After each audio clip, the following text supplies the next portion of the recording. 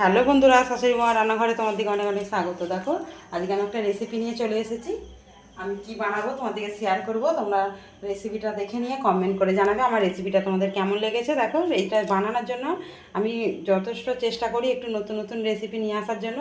আর নিজেই ভাবি যে কীভাবে কী বানাবো, সেই জন্য নিজের মাথা খেলেই একটা রেসিপি তোমাদেরকে শেয়ার করছি, তোমরা দেখে নেবে।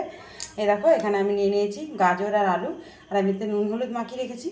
আর এখানে দেখো আটাতে ময়দাতে পাইল করে নুন হলুদ মাখি এই নুন দিয়ে রেখেছি। আর এখানে দেখো আমি পেঁয়াজ আর কাঁচা লঙ্কা কুচি নিয়ে নিয়েছি। এখানে নিয়েছি 4টে ডিম, এখানে নিয়েছি ম্যাগি মশলা, একটুখানি কালা জিরে। তারপর কিভাবে কি করব রেসিপিটা তোমাদেরকে প্রথম থেকে শেষ পর্যন্ত পুরোটাই শেয়ার করব।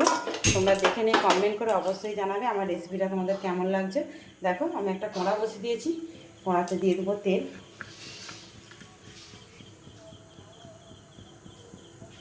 দেখো তেলটা দিয়ে আমি এখানে একটা দিয়ে দেবো লঙ্কা আর দিয়ে দেবো কালা জিরে। দেখো তেলেতে একটা লঙ্কা দিয়েছি, লঙ্কাটা কেটে দেবো। দিয়ে দেবো একটু কালা জিরে। কালা জিরে দিলে সেন্টটা ভালো লাগে, খেতেও ভালো লাগে। তোমরা কালা জিরের পরিবর্তে সাদা জিরেও দিতে পারো। দিয়ে দেবো এই ভাজাটা, আলুতে আর এটা তুলে দেবো।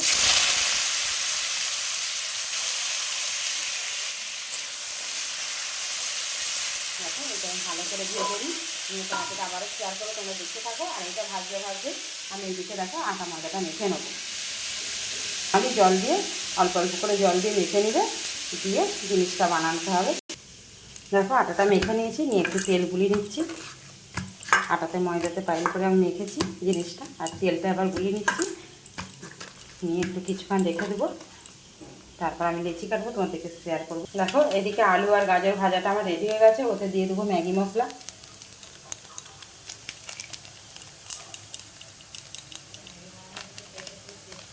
ম্যাগি মশলাটা দিলে বাচ্চাদেরও খুব পছন্দ হবে আর খেতেও খুব ভালো লাগবে। আর এখানে দেখো আমি লেচিটা কেটে নিয়েছি, আমি আটা গুঁড়ো দিয়ে বেলবো। আর এখানে তো ডিমগুলো রয়েছে, আমি ফাটিয়ে নেবো। ফাটিয়ে নিলে করতে আমার সুবিধা হবে। আমি বাটি যাই ফাটিয়ে। দেখো আপাতত আমি 4টে ডিম নিয়েছি, যদি লাগে আরও নিতে হবে। আমি নিয়েছি। দেখো এবার নুন দিয়ে দিচ্ছি পরিমাণ মতন, 4টে ডিমের পরিমাণ মতন নুন। একটু লঙ্কা গুঁড়ো দিয়ে দেবো, দিয়ে ভালো করে ঘেঁটে নেবো। নিয়ে তোমাদেরকে শেয়ার করি। গুঁড়ো নিয়ে নিয়েছি, আমি লেচিগুলো ভালো করে বেলে নেবো। আমি আগে রুটিগুলো কটা সেঁকে নিই, নিয়ে করতে আমার সুবিধা হবে। আমি আগে রুটিগুলো কটা করে নিই। দেখো রুটিগুলো জাস্ট ভালো করে একটু তাওয়াতেই করে নেবো। দেখো সমস্ত রুটিগুলো আমি সেঁকে নিয়েছি বলতে তাওয়াতেই একটু করে নিয়েছি, উল্টে পাল্টে।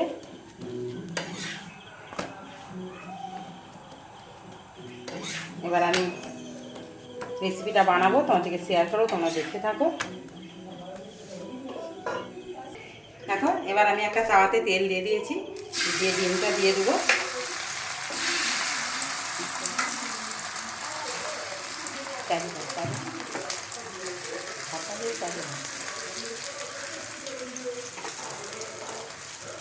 দেখো ডিমটা দিয়ে দিয়েছি, উপর দিয়ে একটা ডিম রুটি দিয়ে দেবো।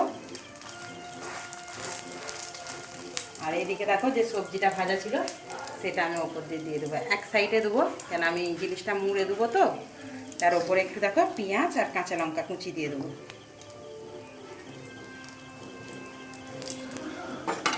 দিয়ে আস্তে আস্তে আমি জিনিসটা উল্টিয়ে দেবো।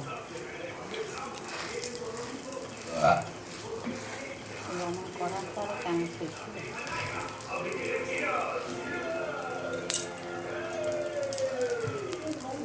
এখন এবার আস্তে আস্তে ধরে এই দিকটা উল্টে দিচ্ছি।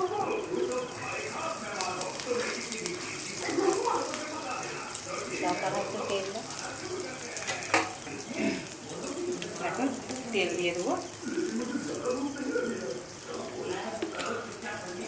দিয়ে এইভাবে আমি সবকটা বানিয়ে নেবো, দিয়ে তোমাদেরকে শেয়ার করবো মশলা ডিম পরোটা। দেখো হয়ে গেছে একটা। তোমরা সস দিয়েও খেতে পারো, বাচ্চাদের টিফিনে অবশ্যই এরকমভাবে বানিয়ে দিলে টিফিনটা দেখবে পুরোই শেষ হয়ে যাবে। অফিসে যারা যাবে তার থেকেও দিতে পারো। দেখো হয়ে গেছে।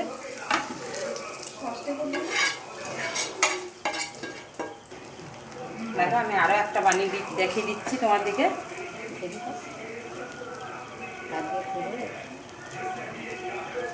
দেখো এক সাইডে অবশ্যই আলুর পুরটা নেবে, এক সাইডেই নেবে, আর ওপর দিয়ে এইভাবে কাঁচা লঙ্কা আর দিয়ে দেবে, দিয়ে এইভাবে উল্টিয়ে দিবে। দেখো ওপর দিয়ে একটু তেল দিয়ে দিবে এইভাবে, দিয়ে আবার একটা পিঠ উল্টে দিবে। এইভাবে আমি সবগুলো বানিয়ে নিয়ে তোমাদেরকে লাস্টে শেয়ার করে দেবো।